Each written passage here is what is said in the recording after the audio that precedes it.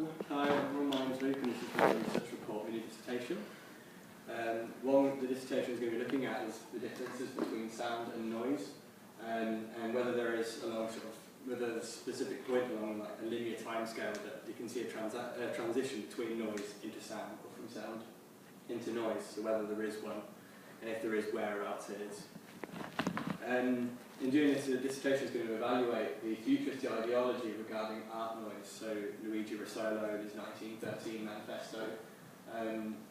What's happened since then, so sort of post-futurism, people that are currently looking into expanding the original theories of futurism, how they're doing it, how that applies to noise and sound. I'll be looking at the acoustic properties, so from a scientific standpoint, looking at the actual definition of noise and sound, because that can provide me with sort of any definitive differences or similarities. Looking at intentionality as well, whether intentionality has is a key point within noise and sound. So having something like an object making both noise and sound having similar characteristics but falling into two separate categories. All this will feature in the introduction, which will be approximately 500 words long. So Luigi Russolo on the left, and this is his futurist manifesto. 1,500 words are going to be dedicated to this, and this is because I'm using his ideologies and his theories to discover the differences between noise and sound. He basically, in 1913, made a manifesto called The Art of Noises, and it basically suggests that humans are limiting themselves very much by saying that harmonious, pleasing, beautiful noises can be sound, completely disregarding any noise as unwanted. He did this very much by using encapsulating the mechanical and industrial age. This happened in 1913, which was the year before World War I. So this was at a time when there was a lot more factories, a lot more heavy machinery, mass production, bringing forward an entirely soundscape that wouldn't have been heard a couple of hundred years before that. And he put that into his composition. His theory was that noise can possess its own beauty, its own rhythm, its own tonal colour. So far, the research into futurism has taken me. I've read the Art of Noises manifesto, which is really interesting. It's a letter that's based. It was sent to a futurist painter. And I've also read the monographs in musicology, which actually has a manifesto in it, which is translated, and it also has it contextualises it, giving it a bit more of an insight as to how futurism worked, in that era. The Futurist Manifesto emphasises that machinery and industry can still create a range of pitch, even chords. In the manifesto, Russolo stated that each noise possesses pitch, at times even a chord dominating over the whole of these irregular vibrations. The irregular vibrations referring to noise frequencies. He explained that we don't have to play in a classically in a concert hall to sound interesting. You can have a violinist who can play as incredibly as they can, but they'll still sound like a violinist. Whereas a composition comprised of noises can be a lot more interesting to the ear. You can see links between futurism and Dadaism. They both demonstrate you don't have to be composed by a class that is accessible by anybody.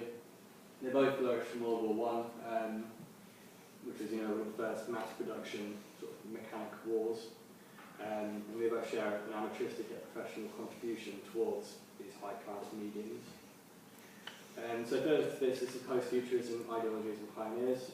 This is Toshio Tsunoda, and he's got microphones stuck to his temples, which record in the vibrations and recording the noise that comes when you're not doing anything. 1,500 words going to be dedicated to post-futurism. It's actually looking at current pioneers, technology, can give you an accurate current answer to what the difference is between sound and noise and how it's currently being explored. Because the original ideas in 1913 are 100 years old and could be outdated. We're looking specifically at Tsunoda and his work, the very avant-garde style influenced soundscapes, and very much putting science into it as well, recording on a microscopic level vibrations of particles in solid objects. Tsunoda's contribution towards Russolo's idea of musical imitation, he furthered Russolo's idea that we're limiting ourselves by saying that we're limiting ourselves even more to only that we can hear.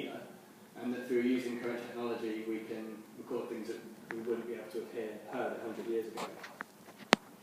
So for our, regards to our research, I've looked at how Sunoda does his compositions. He uses field recording techniques, sort of much more rural, tranquil environments, and using portable recording techniques to record things like vibrations and air. In 1997 they released an album called Extracts from the Field Recording Archives #1, which featured air vibration on bent pipe, which is 12 minutes of a microphone on top of a pipe that was at an angle, and we recorded the air travelling through it. Further to this is Throbbing Gristle, Pierre Schaeffer. And the Art of Noise After Futurism by Christensen is quite a good document as well, that's helped me. The acoustic properties of noise and sound, sound wave at the top, noise at the bottom. So this is a scientific explanation as to what the two are, giving you, like I said, some differences and similarities. It strays away from the futurist ideology for a second, discussing pitch, intensity, quality, sound waves, all the sort of stuff that music production students know quite a lot of. But then relating it back to futurism, can sound hold the same properties as noise? So the solo stated that a violin will create sound, but if you play a violin very badly, it can sound very noisy. But it still makes sound, and what's the difference between sound and noise? On a personal level, without, I haven't finished this yet obviously, but I believe it's intentionality, so I'm going to be dedicating 2,000 to 3,000 words to this, because it's an opportunity to explore an argument from both sides. It's basically, like I said, it's a theory that an item can make both noise and sound. So for example, if a man chops down a tree with a chainsaw with the intent of cutting the tree down, the auditory result will be noise. Whereas if the same person started the same chainsaw back up with the intent to hear what the auditory result would be, it'd be sound. But for a blind person that just hears a noise, there could be no difference. It's purely the intentionality. So hopefully I'll have to explore that a little bit more, which I haven't really found much research on that.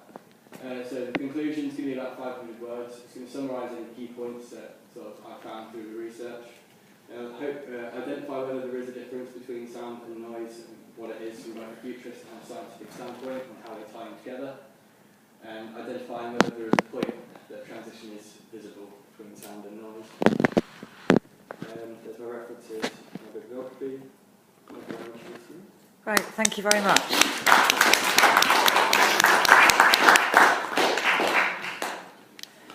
When you're discussing the science, don't allow that to sway your argument too much, because it has to be embedded in the music side first. Okay, any questions, anyone?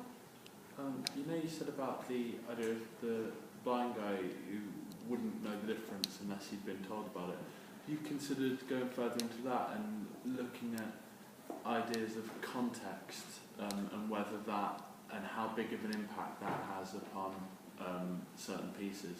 For example, if there are certain pieces of experimental music that if you played them in a loud factory over the speaker system, people might not be able to tell there's anything playing. They might just think it's extra noise from the environment. Yeah, it's That's interesting. To look at, because something, the whole intentionality is something that I haven't really been able to find much information on. So I just put that example on because it popped into my head when I was thinking about sound and noise. So I thought that'd be quite good to sort of explore a little bit more. You're starting to kind of get into very philosophical, existential territories, actually, aren't you? Yeah. But that is very interesting. It's a good point, actually, the notion of context there. I think there may be a link between Sunoda and Edgar Varese. Have a little look there, because obviously he entitled himself as a music scientist. So if you base that notion about including science from a Varese perspective, and he was obviously a futurist, then you might be onto something there. Okay, so that would justify your use of Sunoda. Okay. Also, in terms of your contemporisation of this notion, have a look at breakcore and uncommon techno.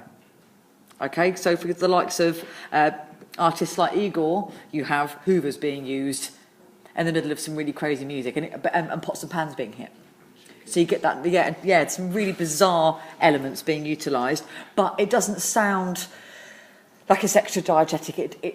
Because the whole concept of it is the incorporation and inclusivity of noise and sound. It doesn't sound like it's out of place. Okay, so that's worth having a look at. You've thrown in just sort of Pierre Schaeffer and Throbbing Gristle. Justify your usage of them.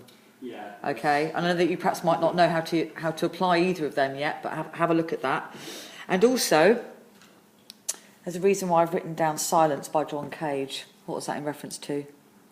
Something that you were talking about more towards the end. I think if you that text in the library, that may give you quite a lot of information that you'd be looking for. Okay. So Silence by John Cage. Yeah. Brilliant, thanks very much. Yeah.